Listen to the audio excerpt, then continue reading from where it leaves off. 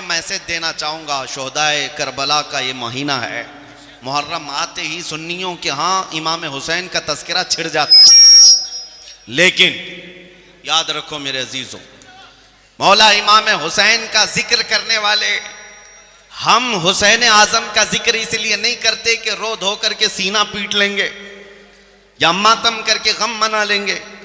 गम होना फितरी बात है, लेकिन मेरा ये मिशन है, मैं करबला की दास्तान सुनाता हूं तो इस नीयत से सुनाता हूं कि 80 साल का बूढ़ा भी सुन ले तो 25 साल की जवानी उसके अंदर आ जाए। हुसैन आज़म का तज़किरा रोने धोने के लिए नहीं है, मुजाहिद इस्लाम बनने के लिए है। हर साल हम मुहर्रम की तारीखों में ये तज़किरे करबला के इसलिए सुनाते हैं, मुसलमानों अपने दिलों से खौफ निकालो। आज के दरिंदे अगर कुत्तों की तरह भौंकते हुए मोहल्लों में कहीं नजर आ जाएं और अगर चाकू छुरी तलवार से किसी को डराने की बात करे तो ऐ सुन्नियो, उनसे ये कहना तुम तो आज के कीड़े मकोड़े हो, 1400 साल से हम करबला सुनते आ रहे हैं। हम 1400 साल से हमारे माँ बाप से, हमारे उलमा से करबला की दास्तानें सुनते आ रहे हैं। हमारा तो ये शीवा है, गर्दन भी अगर तलवार के नीचे आ जाए तो हम अल्लाहु अकबर ही पुकारेंगे। No compromise.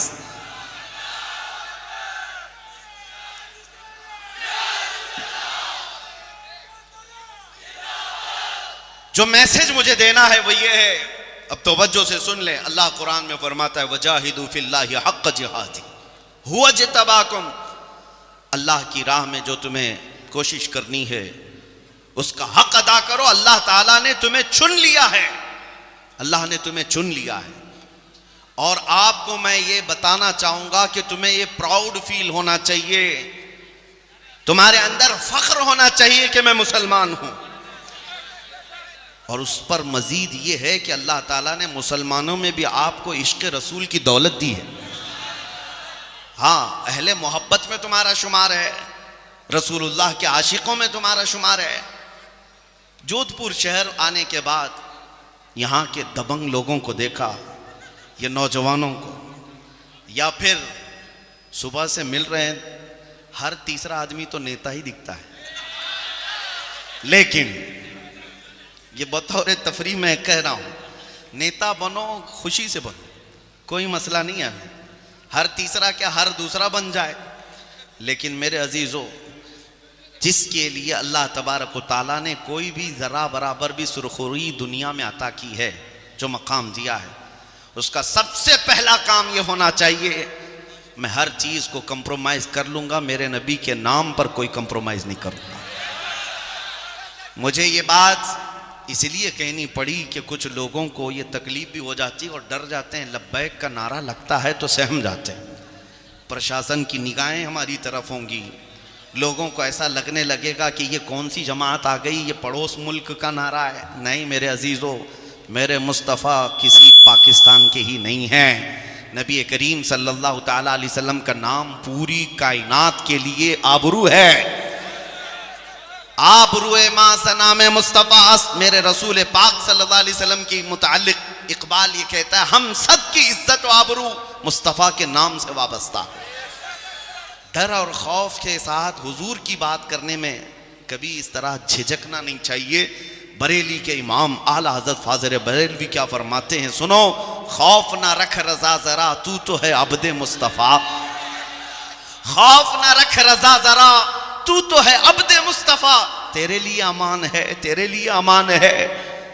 यहाँ पर जिन लोगों को ऐसा लगता हो, मैं उत्तर प्रदेश में एक प्रोग्राम में था और उसके बाद दूसरे चंद दिनों के बाद एक आलिम दीन थे, मौलाना साहब से आए, कहा कि हज़रत आपके जलसे में बैठा था, आस पड़ोस में बैठने वाले तवज्जो से सुन लीजिए, आपके साथ फ़ोटो में आ जाते हैं तो दूसरे दिन से हमारे लिए भी तहकीकात शुरू हो जाती है। मौलाना साहब ने कहा, दूसरे दिन ही पुलिस वालों ने मुझे बुला लिया थाने पे, कहा कि आप वहाँ बैठे हुए थे और बहुत लब्बैक लब्बैक के नारे लगा रहे थे। तो मैंने कहा क्या बात है, आपको क्या है? कहा, उन्होंने कहा कि केस फलां फलां हालात ऐसे हो गए, आपके ऊपर केस डाल देंगे, कोई सेक्शन लगा देंगे। लगाया अगरचे नहीं। मैंने उनसे कहा, आप डरे हैं इस बात पर? डरे हुए हैं? मेरे अजीज भाई, मैं उनसे कहा फख्र करो, दुनिया चोरी करके थाने जाती है, तुम रसूलुल्लाह का नाम लेकर थाने पहुंचे हो। इससे बड़े फख्र की बात क्या है? तुम नबी पाक सल्लल्लाहु अलैहि वसल्लम का नाम लेकर पहुंचे हो। मेरे ताजु शरिया रहमतुल्लाह ताला अलैह फरमाते कि अगर उनके नाम पर हथकड़ियां लगाई जाएं तो यह दुनिया का सबसे कीमती जेवर होगा, ये सबसे कीमती जेवर होगा। खौफ ना रखो, डरो नहीं। हाँ, चोरी करके जाना है, मार धाड़ करके जाना है, किसी का रेप करके कोई गया है, उसके लिए जिल्लत है। नबी पाक सल्लल्लाहु ताला अलैहि वसल्लम के नाम पर गया है तो वो बिलाल हबशी का वारिस है, वो खुबैब इब्न अदी खब्बाब इब्न अल-अरद का वारिस है। नबी करीम सल्लल्लाहु ताला अलैहि वसल्लम की बारगाह में चले जाना, कल क़यामत के दिन खड़े होना। अगर दुनिया ने पकड़ करके तुम्हें जुर्मों की सजा दी थी, यहाँ पर बारगाह मुस्तफ़ा में तो सबको पहुंचना है क़यामत के दिन। अर्ज करना, या रसूल अल्लाह, दुनिया में मुझे आपका नाम लेने की वजह से हथकड़ियां लगाई गई या मारा पीटा गया है। मेरा यकीन ये कहता है उस दिन अगर हुजूर के बाजू खुल गए तो उससे बेहतर पनाह तुम्हारे लिए क्या हो सकती है? उससे बेहतर पनाह क्या हो सकती है? खौफ और डर यहाँ से निकालो। अभी हज़रत सैयद मुज़फ़्फ़र हुसैन कछोचवी रहमतुल्लाह अलैह का जिक्र हो रहा था, मुझे एक बात याद आती है। उनको अपने ज़माने में कैद में डाल दिया गया था, जेल में बंद कर दिया गया था।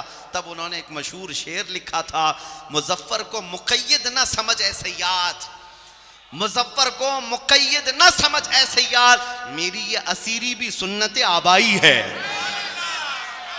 हमारा कैद होना भी हमारे बुजुर्गों की सुन्नत है।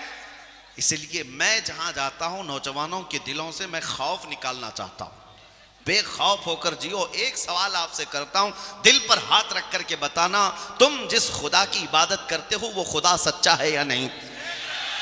तुम्हारा रसूल सच्चा है या नहीं? अल्लाह की किताब कुरान सच्ची है या नहीं? मेरा दीन इस्लाम सच्चा है या नहीं? जब तुम्हारा यकीन इतना है, खुदा सच्चा है, रसूल सच्चा है, कुरान सच्चा है और इस्लाम सच्चा है, जिसका सब कुछ सच्चा है, उसे मुजरिमों की तरह नहीं जीना है, सर झुकाकर नहीं सर उठाकर जीना है। डरे वो जिसका वाबस्तगी, जिसकी वाबस्तगी किसी मुजरिम कौम से है, तुम्हारा ताल्लुक मुजरिम कौम से नहीं। आज हमारे अंदर डर किस लिए आया है पता है? ये दज्जाली मीडिया, जो ठगी मीडिया है, इनको सुन सुन करके ये रोज सुबह से शाम तक 100 मरतबा आतंकवादी की तस्बीह जो पढ़ते रहते हैं, और दाढ़ी वाले टोपी वाले सबको दिखा दिखा कर खौफ डालना चाहते हैं तुम्हारे दिलों में, और तुम ये महसूस करने लग जाओ कि कहीं ऐसा तो नहीं है, जितने बोल रहे हैं ऐसे तो नहीं है हमारी जमात में। इनके भौंकने से कोई शेर जो है कुत्ता नहीं बनता। एक बात याद रखो, तुम्हारी निस्बत मुस्तफ़ा करीम सल्लल्लाहु ताला अलैहि वसल्लम से है, उनकी तरफ तवज्जो न करना। मैं एक बात आपसे पूछता हूँ, अकल का इस्तेमाल करो मेरे अजीज, अकल का इस्तेमाल करो। इस मुल्क में हमारी तादाद 14%, जो कानूनी एतबार से, ऑफिशियल एतबार से बताई जाती है, कितनी? 14%। और फिर इनके हालात के लिए जो सचर कमेटी, श्री कृष्णा रिपोर्ट, ये सब जो जजेस हैं, इनको लगा करके 5-5, 10